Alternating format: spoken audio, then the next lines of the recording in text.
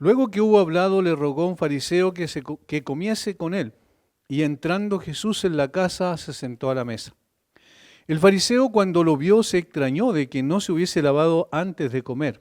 Pero el Señor le dijo: ahora bien, vosotros los fariseos limpiáis lo de fuera del vaso y del plato, pero por dentro estáis llenos de rapacidad y de maldad. Necios, el que hizo lo de fuera, ¿no hizo también lo de adentro? Pero dad limosna de lo que tenéis, y entonces todo os será limpio. Mas ay de vosotros, fariseos, que diezmáis la menta y la ruda y toda hortaliza, y pasáis por alto la justicia y el amor de Dios. Esto os era necesario hacer sin dejar aquello.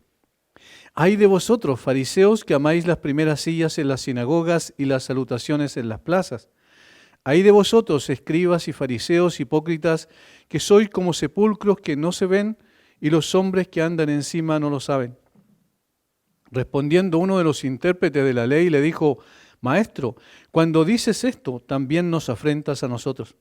Y él dijo: ay de vosotros también, intérpretes de la ley, porque cargáis a los hombres con cargas que no pueden llevar, pero vosotros ni aun con un dedo las tocáis. Ay de vosotros que edificáis los sepulcros de los profetas a quienes mataron vuestros padres. De modo que sois testigos y consentidores de los hechos de vuestros padres, porque a la verdad ellos los mataron y vosotros edificáis sus sepulcros.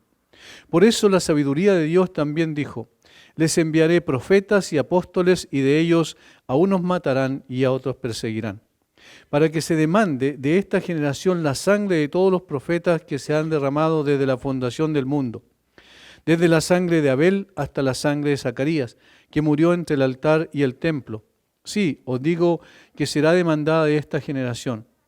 Ay de vosotros, intérpretes de la ley, porque habéis quitado la llave de la ciencia, vosotros mismos no entráis, y a los que entraban se los impedisteis. Diciéndoles él estas cosas, los escribas y los fariseos comenzaron a estrecharle en gran manera y a provocarle a que hablase de muchas cosas, acechándole y procurando cazar alguna palabra de su boca para acusarle. Hasta aquí el párrafo que tiene que ver con lo que ya venía aconteciendo del versículo 14 en adelante, y particularmente de la reacción que tuvieron ante ese hecho maravilloso donde el Señor liberó a un hombre endemoniado que era mudo, y con ello entonces mostró en realidad a través de ese hecho que lo que estaba sucediendo con él era mostrar las cartas credenciales de lo que realmente era en cuanto a su persona, es decir, el Mesías, aquel que había sido prometido en el Antiguo Testamento y ahora aparecía ante los hombres y manifestaba la evidencia de su identidad a través de sus hechos milagrosos y a través de su enseñanza, que tenía autoridad como ninguno.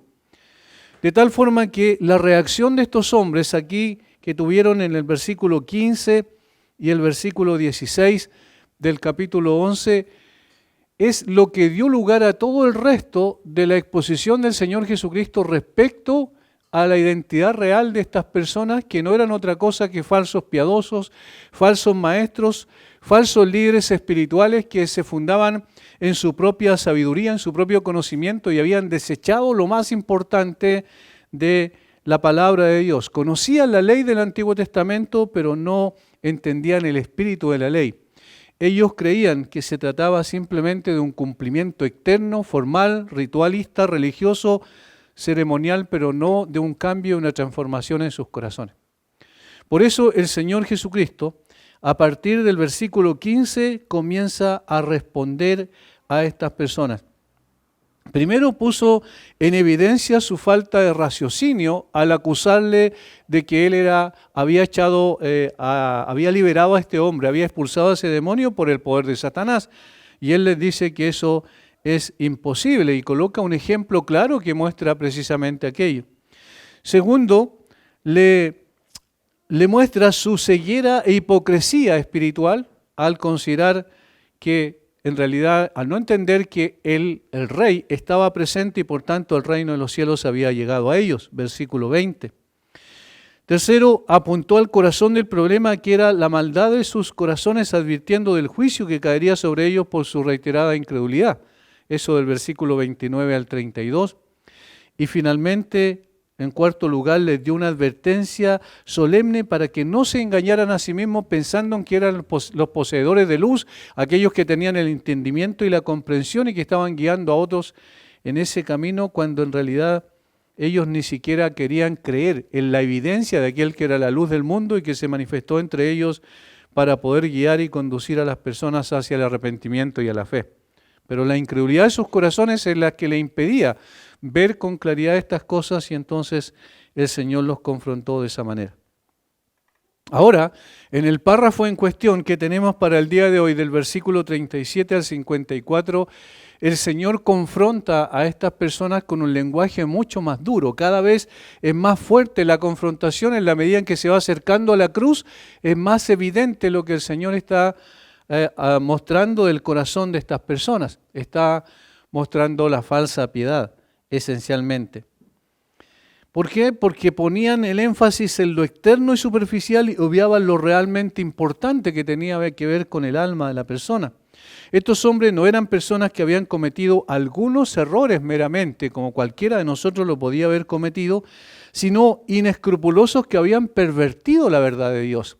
Porque no eran ignorantes del Antiguo Testamento, eran estudiosos del mismo.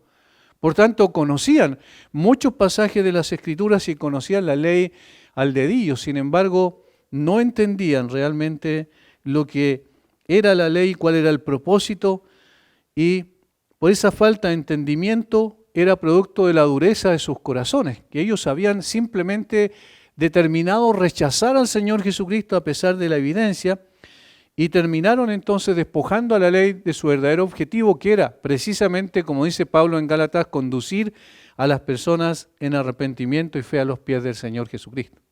Ellos habían obviado ese propósito. Ellos habían tomado en la letra simplemente la ley, pero habían ignorado lo que la ley quería decir y quería transmitir y cuál era el objetivo que quería cumplir. Al igual que todo falso maestro, la religión de los fariseos y escribas era una farsa piadosa, una apariencia de piedad, era una máscara que obviamente no tenía nada que ver con la realidad de sus corazones. Eran personas que vivían en el engaño y a su vez también conducían a otras personas engañadas y seducidas por ese mismo concepto de religión lejos de la verdad. Por tanto, estaban llenos de religión pero vacíos del espíritu, llenos de rituales pero vacíos de realidad. La manera en que estos hombres reaccionaron a las enseñanzas del Señor Jesucristo dejaron al descubierto que no amaban a Dios y no contaban con el poder del Espíritu. Sin entendimiento de las cosas de Dios, sin comprensión de la justicia verdadera y con un corazón endurecido, fueron objetos de las palabras más duras del Señor Jesucristo. Una de las cosas que uno ve una y otra vez en los evangelios es que cuando el Señor habló con pecadores evidentes, es decir, personas que no escondían su pecado, sino que reconocían su condición, el Señor fue muy condescendiente con ellos. No en el sentido de ser condescendiente con el pecado, sino en el sentido de no condenar a esas personas, sino ofrecerles gracia y misericordia. El caso de la mujer, recuerdan que entró a la casa de Simón el fariseo, donde estaba comiendo Jesús, y entonces derramó ese perfume especial y enjugó los pies del Señor Jesucristo, lavó sus pies y los enjugó con sus cabellos. Y esa mujer, que era obviamente tenía mala fama en términos de sexualidad, parece que era una persona bien liberal en ese aspecto, no obstante llegó al Señor Jesucristo y el Señor Jesucristo, en lugar de condenarla, le dijo que había hecho algo que Simón el fariseo, con todos sus bienes que poseía, no fue capaz de hacer al atender al Señor como correspondía, de tal manera que le ofreció gracia a esa persona. También tenemos el caso, ¿cierto?, de la mujer que fue sorprendida en adulterio y el Señor le dijo, ni yo te condeno, ¿dónde están los que te acusan? Y luego dijo, ni yo te condeno, vete y no peques más. Es decir, en otras palabras, el Señor trató suavemente y con gracia y misericordia a las personas que reconocieron su pecado tal cual era. Pero a los líderes espirituales inescrupulosos, a estos hombres que eran falsos maestros, que desviaban de la verdad a la gente, los trató duramente. Y eso nos enseña un principio también. Cuando hay una persona que en efecto reconoce su pecado, obviamente entonces es el primer paso para ser perdonado por el Señor. Cuando hay una persona que endurece su corazón y se aferra a su religión y a los rituales que practica, entonces estamos hablando de una persona que tiene endurecido su corazón por causa de la ceguera espiritual. La frase con la que comienza este párrafo es interesante porque conecta lo que Jesús recién había dicho con lo que va a decir enseguida o lo que va a ocurrir enseguida en este incidente en la casa de este otro fariseo. Dice, luego que hubo hablado, le rogó a un fariseo que comiese con él, y entrando Jesús en la casa se sentó a la mesa. Luego que hubo hablado, dice. Es decir, cuando terminó de enseñar lo que acababa de enseñar en lo anterior, respecto a la luz, que la luz en realidad que él mostró no estaba en la oscuridad, no fue puesta bajo un almud, sino arriba para que todos la pudieran ver. En otras palabras, hice las obras que hice y la enseñanza que enseñé en una forma abierta y todos ustedes la conocían. Y ahí donde le da la advertencia solemne en el versículo 35. Después de esto, ¿qué hizo? Entonces el hombre habló con él y le dijo que comiese con él. Eso es lo que estaba ocurriendo. Ahora observemos algunas cosas aquí antes de entrar al versículo 38, donde comienza la trama propiamente tal de esta narrativa. Pero el versículo 37 nos ayuda un poco a ver algo bien interesante. Este hombre llamó al Señor Jesucristo y lo invitó a su casa. Y esto era muy, muy raro. No sabemos la razón por la cual el fariseo llevó al Señor Jesucristo a la casa. Primero, ¿por qué? Porque los fariseos no comían con aquellos que no eran fariseos. Es decir, eran una secta y una secta tiene la característica de exclusividad. Y ellos trataban de no comer con otras personas que no fueran parte de su séquito porque ellos entendían que podía haber contaminación, por ejemplo, con aquellos que no eran como ellos desde el punto de vista de la pureza que manifestaban delante de la gente, o la supuesta pureza.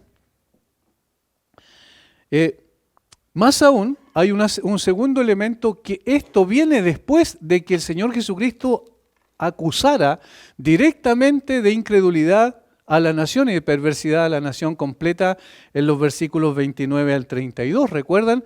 Donde los acusó de tener duro el corazón, mucho más duro que los ninivitas a los cuales les predicó Jonás, y que la mujer, la reina de Saba, o la reina que venía, ¿cierto?, del sur, que llegó a Salomón con el propósito de escuchar la sabiduría de Salomón y obviamente el testimonio sobre el Dios verdadero.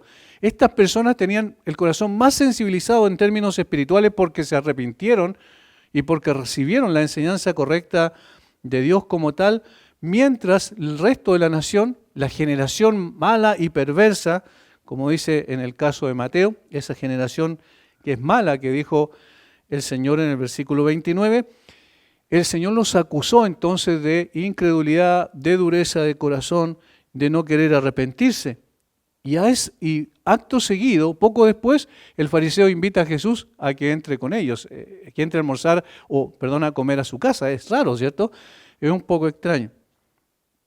Y, por supuesto, estas dos cosas ya nos ayudan a poder entender que quizás, y estas son especulaciones, que el fariseo llamó a Jesús a comer a su casa con la finalidad de poder buscar algún, entre comillas, error en la enseñanza de Jesús para poder acusarlo posteriormente. Eso es una posibilidad. No dice el texto directamente, pero es muy extraño que él haya invitado a Jesús a comer a su casa. Pero más allá, ¿cuáles eran las verdaderas intenciones de este fariseo? No lo sabemos exactamente. Lo que sí sabemos es que Jesús conocía perfectamente la intención con la cual este fariseo lo invita a su casa. Él sí sabía la intención que tenía esta persona. Y más allá de que hubiese sido con malas intenciones o sinceramente, el Señor Jesucristo no tuvo problema en entrar a su casa y comer con él.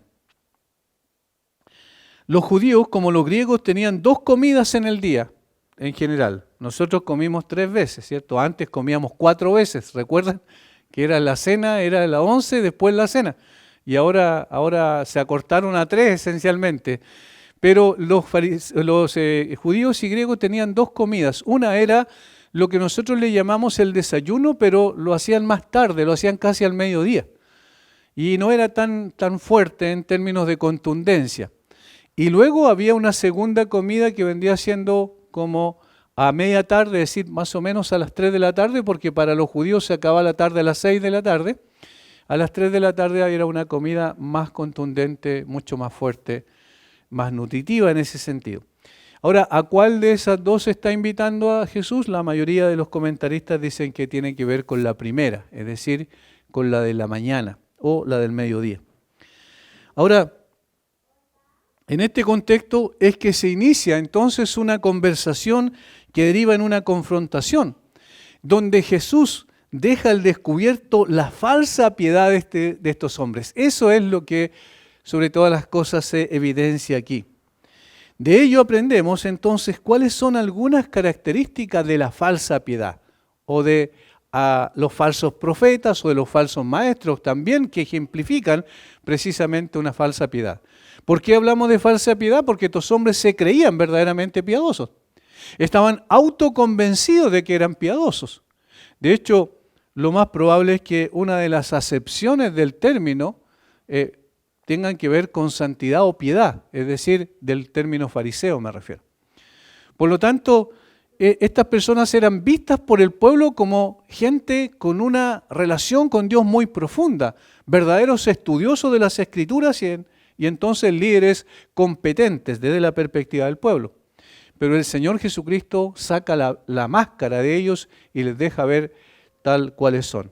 Ahora, utiliza la situación, porque si vemos más adelante en el relato, no se dirige nunca al fariseo que lo invitó, sino se dirige a los fariseos y posteriormente el versículo 45 a los escribas. O sea, en plural.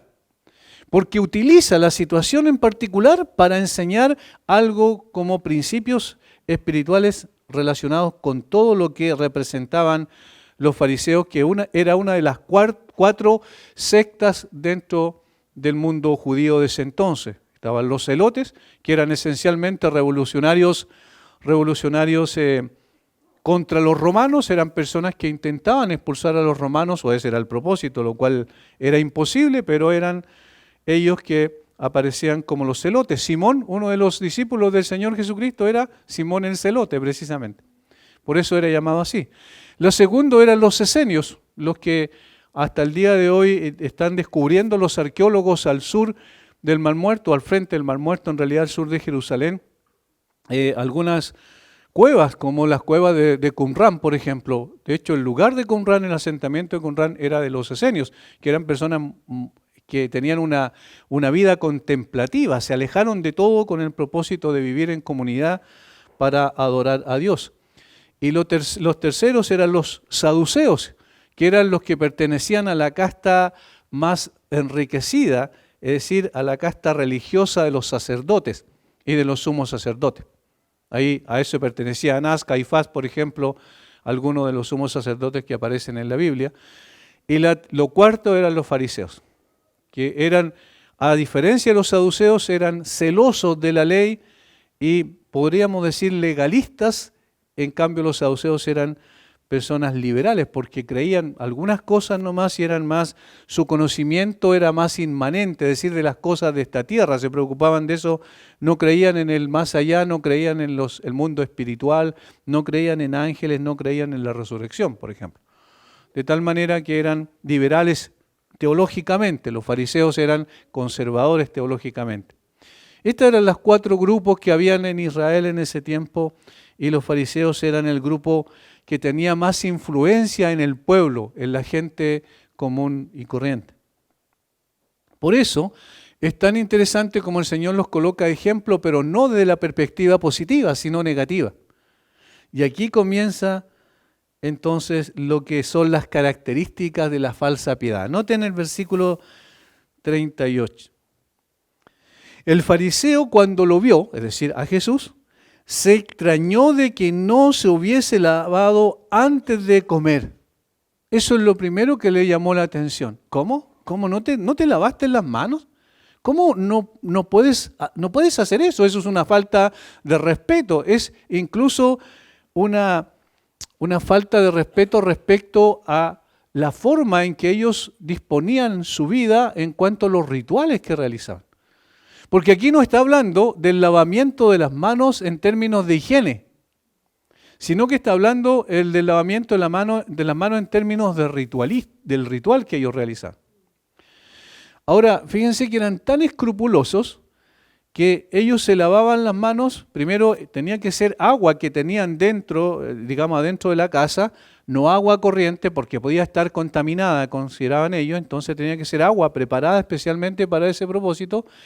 Le echaban en las manos el agua a la persona, pero tenían que llegar solamente hasta la muñeca, nada más el agua, de tal forma que tenían que colocar sus manos en forma paralela y se lavaban con el puño de la otra mano.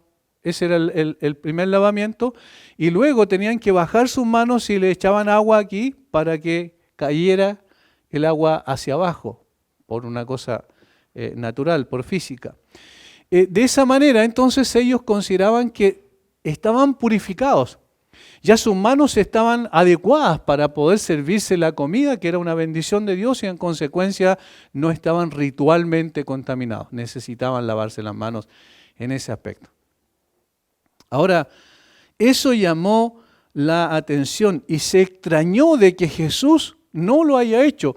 Más aún, lo más seguro es que cuando Jesús entró, ya todos los que estaban en casa estaban haciendo el ritual.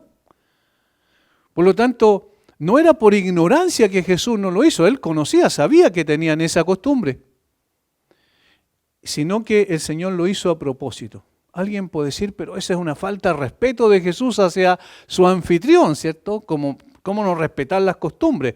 Bueno, vamos a ver después porque que no era simplemente una costumbre inocua, es decir, algo que no tenía mayor importancia, sino que era algo muy, muy importante cuando hablamos de que este tipo de ritual era lo que finalmente terminó despojando a la palabra de su autoridad.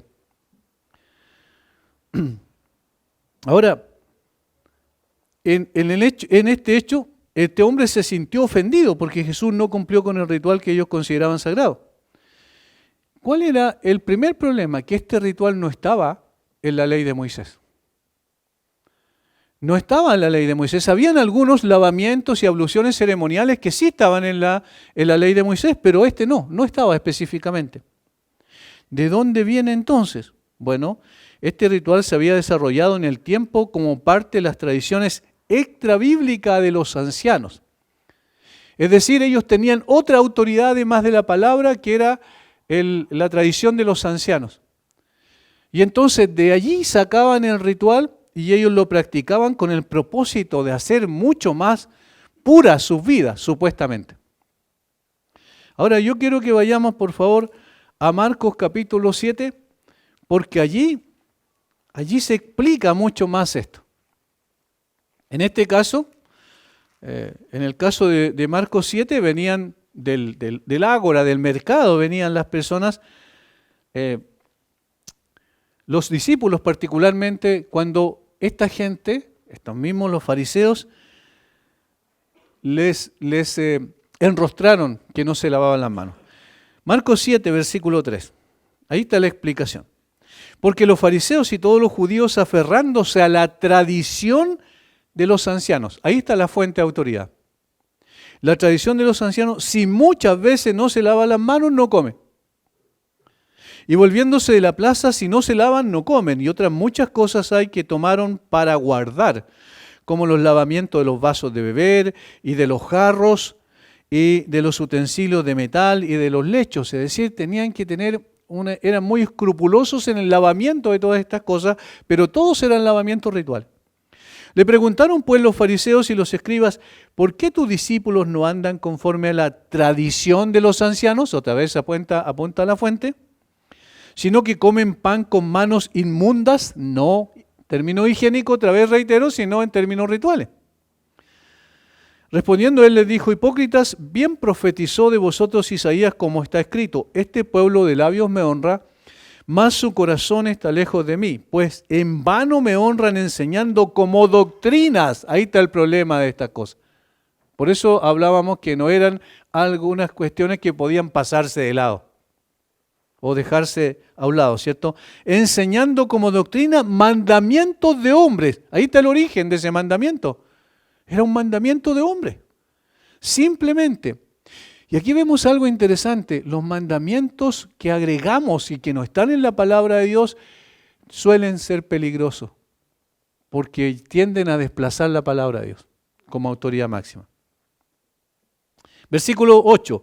Porque dejando el mandamiento de Dios, noten lo que produce.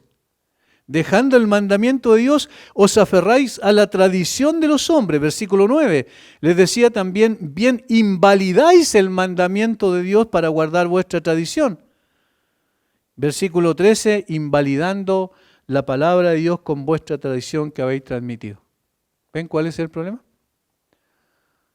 Y aquí vemos precisamente lo que Jesús está explicando. Por esa razón, Él no realizó ese lavamiento ritual, porque no tenía que ver con la ley de Moisés y porque además había sido añadido, y esta añadidura podía ser peligrosa para la autoridad exclusiva que le competía la palabra.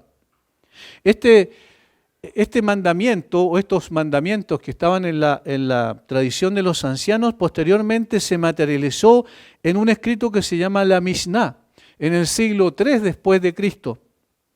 Y era un ritual, este ritual del lavamiento de manos, que simbolizaba la santidad, el deseo de ser limpio de la contaminación del mundo. Ese era el propósito, el objetivo que tenían. Este era el símbolo que representaba. Ahora, aquí está la primera característica de la falsa piedad. Enfatiza el ritual y desprecia lo espiritual. Enfatiza el ritual y desprecia lo espiritual. Eso es lo más grave y lo primero que aparece como una característica que el Señor Jesucristo va a atacar con fuerza. Primero vimos por qué el Señor entonces no hizo lo que este hombre comúnmente hacía y los fariseos comúnmente hacían. Jesús conocía el ritual, como dije, sin duda, sin embargo se negó a practicar esta ceremonia porque no estaba la ley de Moisés y segundo, porque era un peligro para la autoridad. Es decir, ¿dónde la gente pone su autoridad? Eso es muy importante que nosotros lo entendamos. Porque yo enfatizo siempre acá que a la persona que enseña, cualquiera que sea que enseña, tienen que verla solo con la Biblia, no con un libro. Porque tendemos nosotros a llevar la mirada de la Biblia al libro y tendemos a pensar que la autoridad de esto es similar a esto otro. Tendemos a pensar que cuando empezamos a enseñar y a dar otros mandamientos que no están en la Escritura, que esos mandamientos por tradición, ya sea por tradición denominacional o cualquier cosa, llegan a ser reglas de fe para la gente. Tenemos que tener mucho cuidado con eso.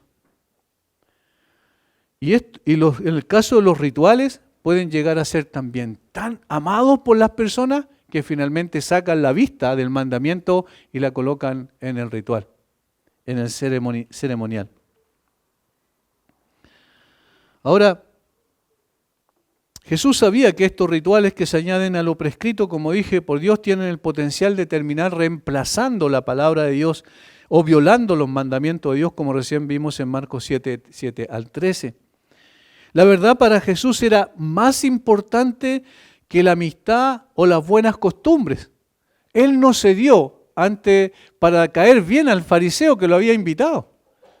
Casi parece un poco fuera de lugar que Jesús no haya hecho lo que la persona comúnmente hacía en su casa, hasta que nos damos cuenta de que esto era peligroso. No era una situación simple, común y corriente y superficial, sino que tenía que ver con algo mucho más profundo.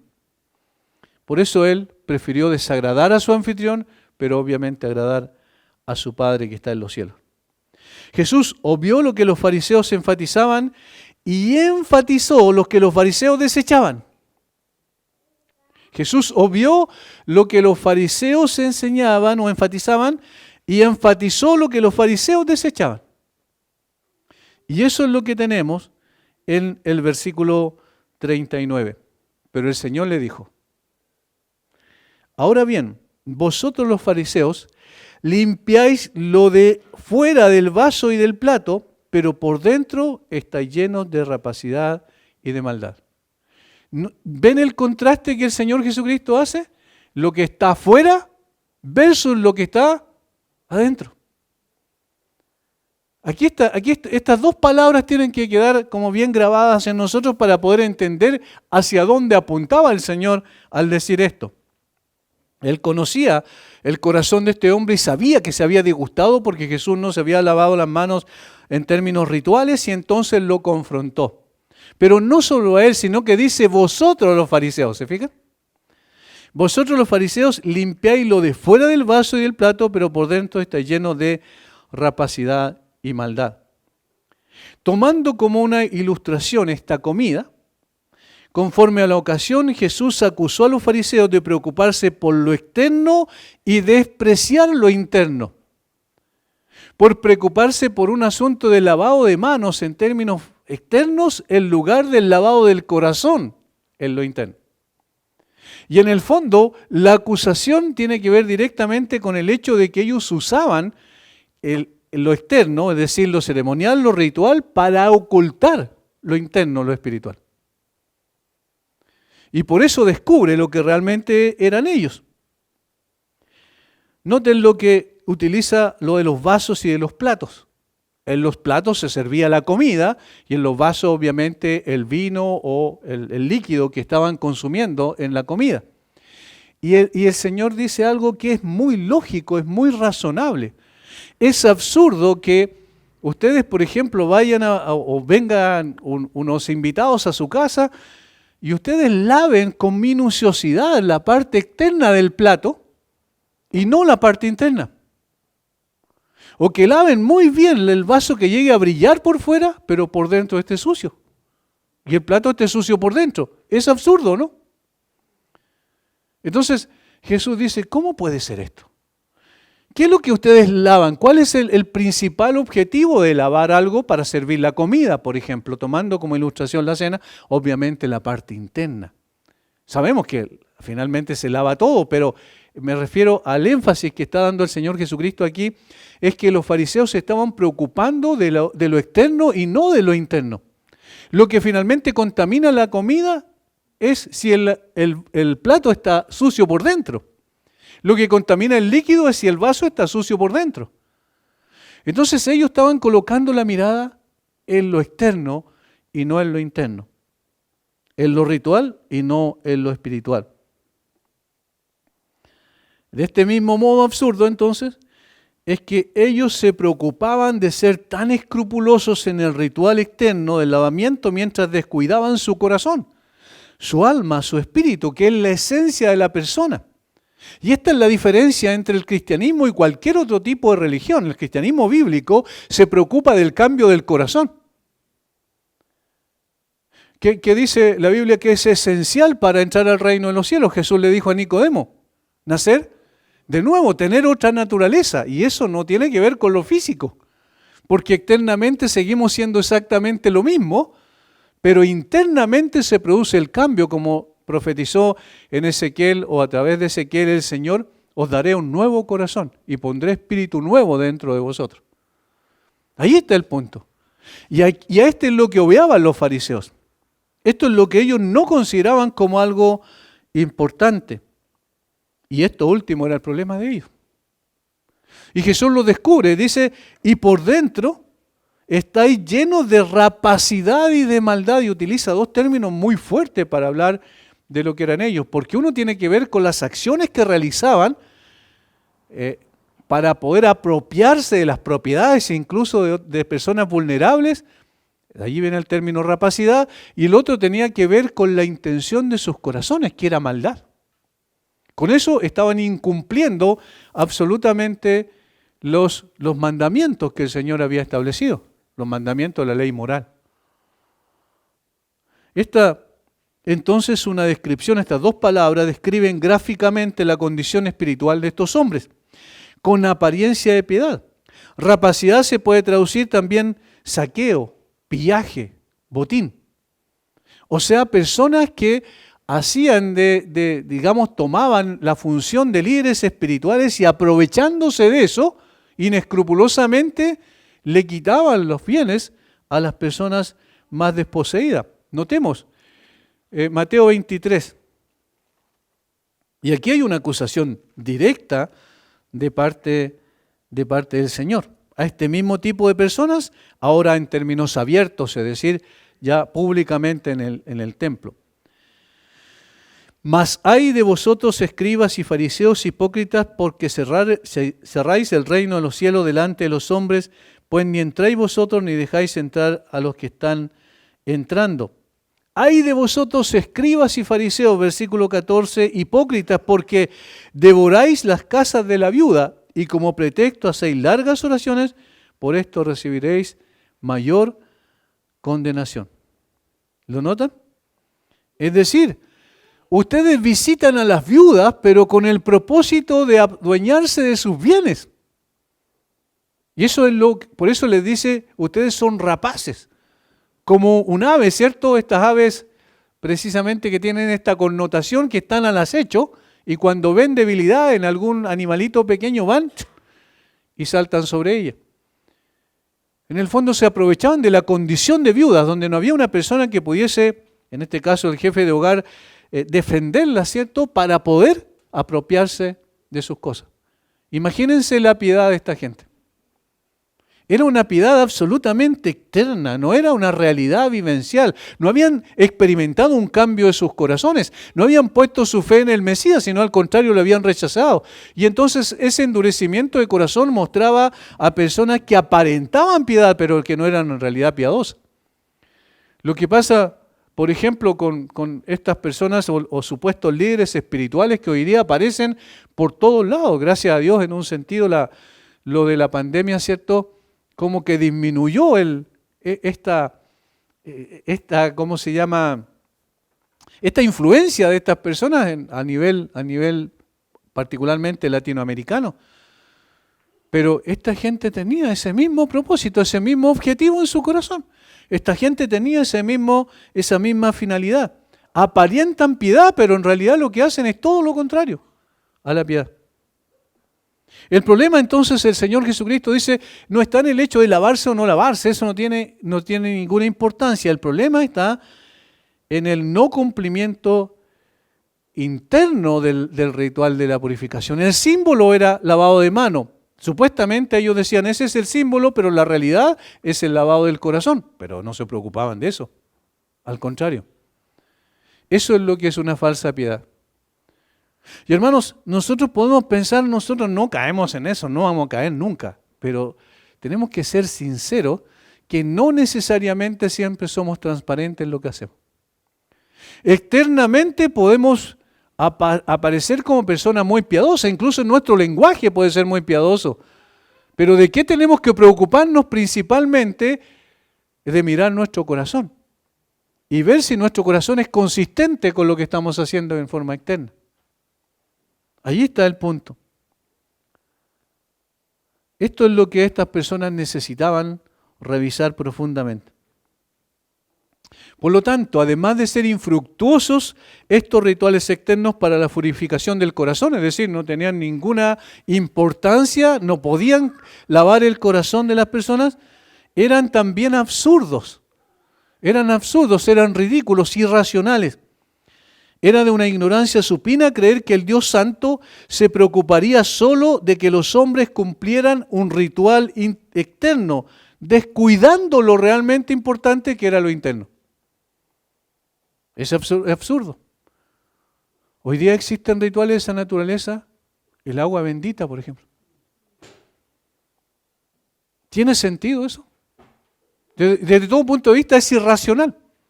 Pero la gente lo toma como una realidad espiritual.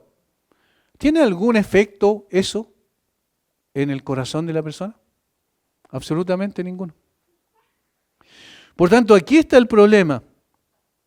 El mismo apóstol Pablo, quien antes fuera fariseo, resume en Hechos capítulo 23, versículo 6, la enseñanza del Antiguo Testamento, cuando escribió, respecto a cómo actuaban los fariseos, cuando escribió es judío el que lo es en lo interior, y la circuncisión en la del corazón, en espíritu, no en letra. Fíjense cuántas cosas dice allí el apóstol Pablo para enfatizar lo interno. Dice, es judío el que lo es en lo interior, es decir, no necesariamente es judío el que es racialmente un judío. Es judío verdadero desde el punto de vista de ser parte del pueblo de Dios, está diciendo el apóstol Pablo, el que lo es en lo interior. Luego reitera, y la circuncisión del corazón, porque ellos hacían un ritual, recuerdan que era la circuncisión también externa en el caso de los varones, pero el verdadero creyente es aquel que lo tiene circuncidado el corazón. Y tercero dice, en el espíritu, no en la letra. No solo en lo racional, en el sentido de entender quizás las cosas en términos racionales, sino que esto haya causado un cambio en el corazón. Luego termina el apóstol Pablo diciendo en Romanos 2:29, dice, la alabanza del cual no viene de hombres, sino de Dios. El texto que yo estaba citando era Romanos 2:29. Que viene dice, la alabanza del cual no viene de los hombres, sino de Dios. Es decir, Dios quiere que el cambio sea interno del corazón, del espíritu, que sea circuncidado el corazón. No externamente. Ese es el punto principal que el Señor destaca aquí. En este sentido, entonces añade, versículo 40, necios. El que hizo lo de fuera, ¿no hizo también lo de adentro? Y aquí coloca un ejemplo lógico. Absolutamente lógico. Porque el que hizo el cuerpo es también el que hizo el alma. Y entonces, ¿cómo ustedes van a estar preocupados exclusivamente de lo externo y no preocuparse de lo interno, que es donde está la esencia de la persona? ¿Recuerdan sobre toda cosa guardada? Guarda tu corazón porque de él mana la vida. Él es el asiento mismo de tu vida. Es el centro, la esencia de un ser, de un ser humano. Y por tanto, preocúpate de eso, de adentro hacia afuera. No creyendo que lo de fuera, lo que hagas externamente va a cambiar tu corazón, sino al contrario, lo que cambia tu corazón, eso es lo que modifica también tu exterior, desde el punto de vista de tus acciones. Ahora, añade el versículo 41, pero dad limosna de lo que tenéis y entonces todo será limpio. Y aquí no está diciendo hagan una obra y entonces todo va a cambiar, no, sino que el Señor está diciendo, es mucho mejor que ustedes ayuden a una persona que se lave las manos antes que lavarse las manos. O sea, en lugar del ritual, mejor hagan lo que dice la Biblia, que tengan misericordia y compasión de aquellos necesitados. Porque ustedes hacen todo lo contrario. En la debilidad de las personas, como las viudas, por ejemplo, ustedes se aprovechan de ellas, incluso en términos materiales. Es mejor que simplemente hagan algo externo de bendición a otras personas. Resumiendo lo dicho hasta aquí, los fariseos actuaron como hombres justos sin ser justos de corazón y por lo tanto pusieron énfasis en todas las prácticas que apelaban al ojo externo y fueron indiferentes a los requisitos espirituales de la ley de Dios. Así como un actor se pone la ropa del personaje que quiere representar y adopta un tono de voz especial según el personaje que representa, y tiene gestos y actitudes y discursos apropiados para el personaje que está representando, así eran los fariseos. Estaban representando un personaje piadoso, pero no lo eran en absoluto. No era parte de lo que ellos eran en cuestión de su esencia como seres humanos. Asumían la apariencia exterior de aquellos que estaban decididos a honrar y servir a Dios con sus rituales y ceremoniales. Y entonces la gente decía, estas personas sí que son piadosas porque son escrupulosas en el cumplimiento de la ley. Pero no era así, porque este mismo ritual no tenía nada que ver con la ley que Dios había establecido. Y porque no ponían énfasis en el lugar correcto, es decir, en el corazón, en lo profundo del ser humano donde realmente estaba lo importante. En segundo lugar, la segunda característica de la falsa piedad es que enfatiza las nimiedades y descuida lo trascendente. Enfatiza las nimiedades, las cosas más pequeñas e insignificantes, y descuida lo importante o lo trascendente. Noten el versículo 42. Aquí el Señor deja caer el primer ay. El ay, en este sentido, sin H, ¿cierto? Tal como está aquí, es una forma de juicio. Es una forma de expresar condenación para esas personas.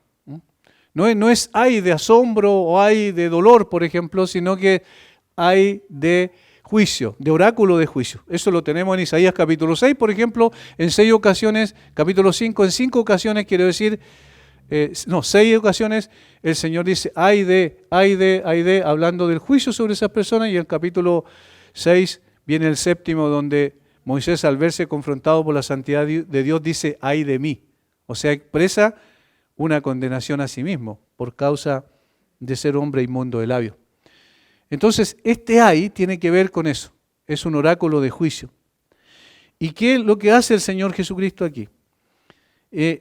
Emite esto contra la superficialidad de una religión que es escrupulosa en el cumplimiento de rituales sin vida mientras descuidan el corazón. Otra vez sigue el mismo hilo de pensamiento. En este caso, estos falsos piadosos fueron más allá de lo que decía la ley de Moisés y diezmaban hasta la menta, la ruda y la hortaliza más pequeña. Versículo 42. Más hay de vosotros, fariseos, que diezmáis la menta y la ruda y toda hortaliza y pasáis por alto la justicia y el amor de Dios. Era tan así, es decir, se preocupaban tanto de estas nimiedades o detalles tan pequeños e insignificantes que dicen los teólogos que contaban hasta las hojas.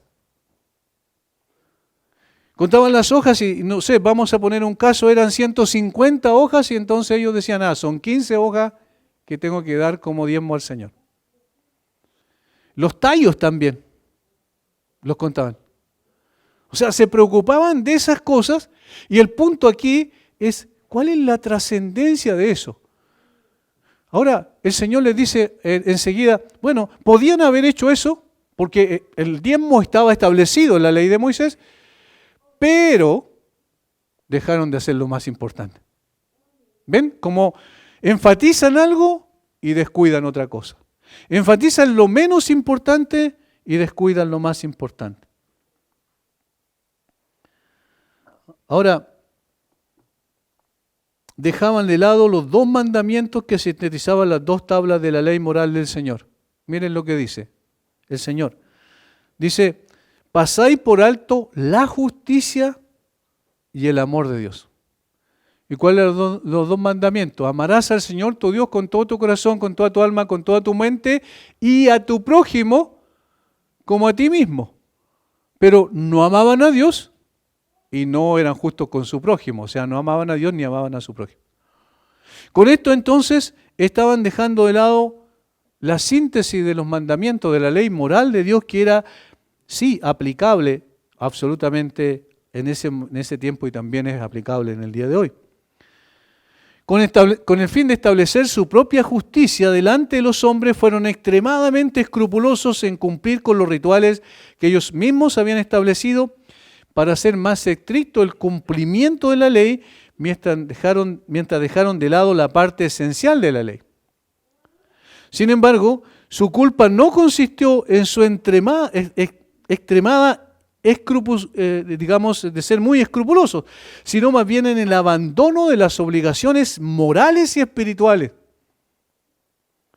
Y por eso el Señor entonces dejó caer ese ay hacia ellos. Debajo del exterior piadoso que aparentaban los fariseos, yacía la codicia, la injusticia, la dureza de sus corazones, la ceguera espiritual, la falta de arrepentimiento, el pecado del que eran culpables. Es fácilmente posible, dijo alguien en la sociedad cristiana del día de hoy, el de combinar una santurrona profesión de religión con una práctica moral muy laxa, muy sin mayor importancia, como dejando de lado eso y diciendo, bueno, pero yo nunca dejo de asistir a la iglesia, nunca dejo de orar, nunca dejo de leer la Biblia, entonces yo soy piadoso. Pero en la práctica, la vida es totalmente distinta. Entonces, eso es lo que el Señor muestra aquí, que la piedad, y esta es la segunda característica de la falsa piedad. La falsa piedad enfatiza las nimiedades y deja de lado o descuida lo importante, lo verdaderamente trascendente. Tercero, versículos 43 y 44, la falsa piedad enfatiza la complacencia de los hombres y descuida agradar a Dios. Es decir, enfatiza complacer a los hombres, descuidando agradar a Dios. Versículo 43. Ay de vosotros, fariseos, que amáis las primeras sillas en las sinagogas y las salutaciones en las plazas. Ay de vosotros, escribas y fariseos hipócritas, que sois como sepulcros que no se ven y los hombres que andan encima no lo saben. Aquí hay una diferencia con lo que Jesús dijo después, pero son discursos distintos, así que no es contradicción, porque aquí enfatiza otra cosa en el versículo 44 respecto a los sepulcros, porque está hablando de la contaminación ritual.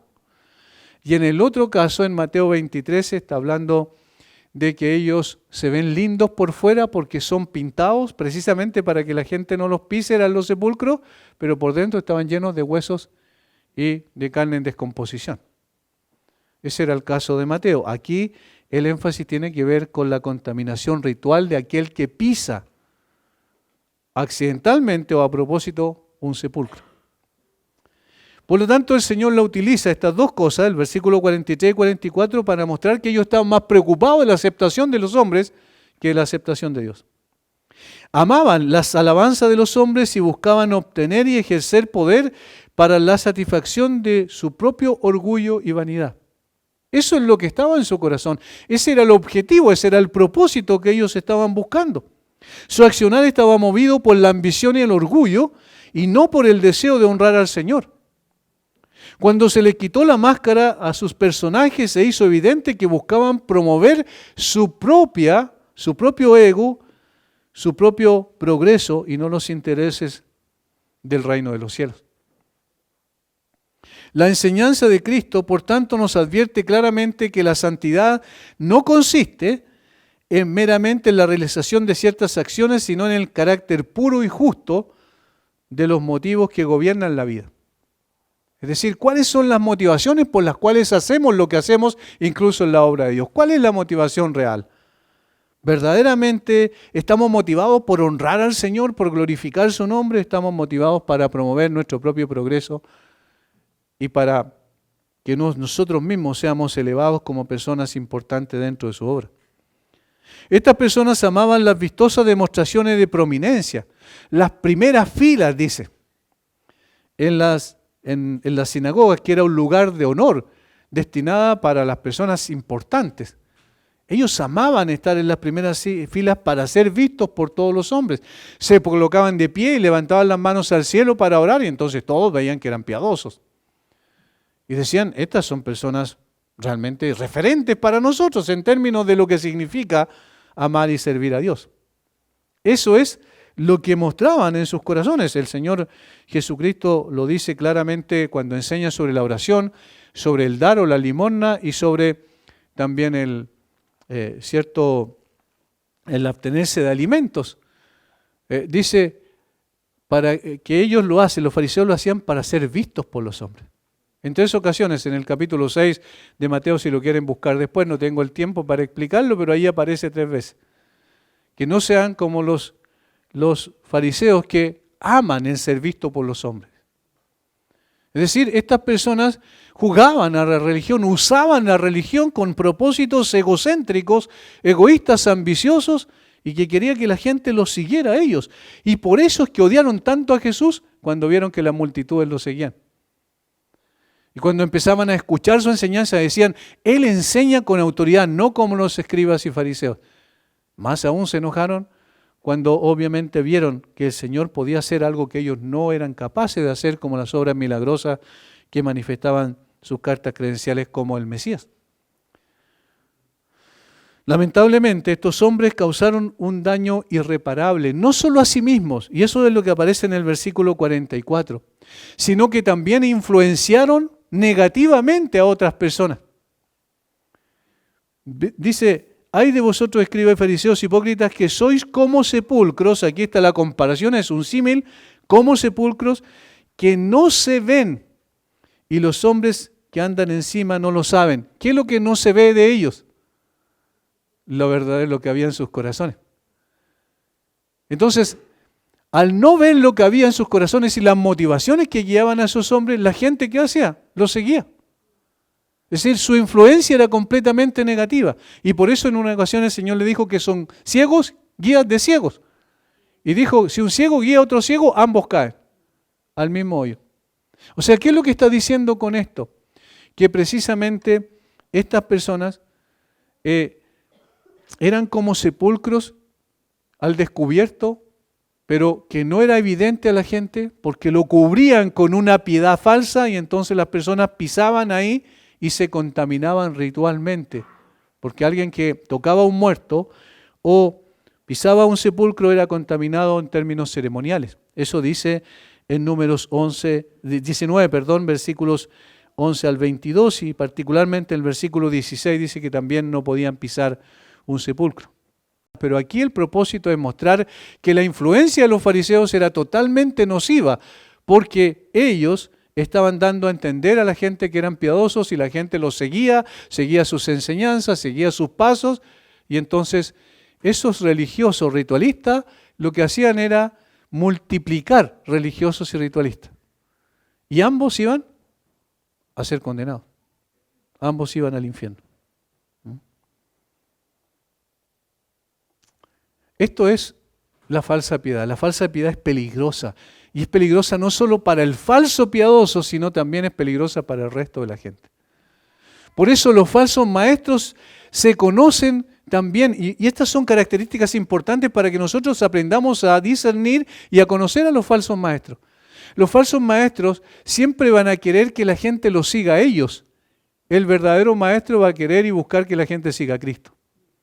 El falso maestro va a traer a las ovejas a su redil, el verdadero maestro va a llevar a las ovejas al redil del Señor.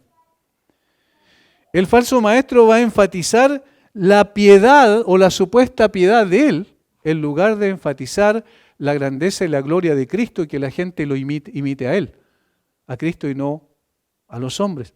El falso maestro va a buscar agradar a Dios y no a los hombres, como el apóstol Pablo, el verdadero creyente, el verdadero maestro, como el apóstol Pablo dice en 1 Tesalonicenses capítulo 2. Se nos confió el evangelio no para agradar a los hombres, sino a Dios que prueba nuestros corazones. Ese es el verdadero creyente. El falso maestro hace todo lo contrario. En conclusión, la falsa piedad enfatiza el ritual al mismo tiempo que descuida lo espiritual, las manos versus el corazón. Segundo, la falsa piedad enfatiza las nimiedades, aquellas cosas sin mayor importancia, al mismo tiempo que descuida las cosas verdaderamente trascendentes, las que tienen que ver con la moral, con la santidad real del corazón. Tercero, la falsa piedad enfatiza agradar a los hombres al mismo tiempo que descuida agradar a Dios. Y en el proceso no solo se condenan ellos, sino que también conducen con su influencia a muchos al infierno.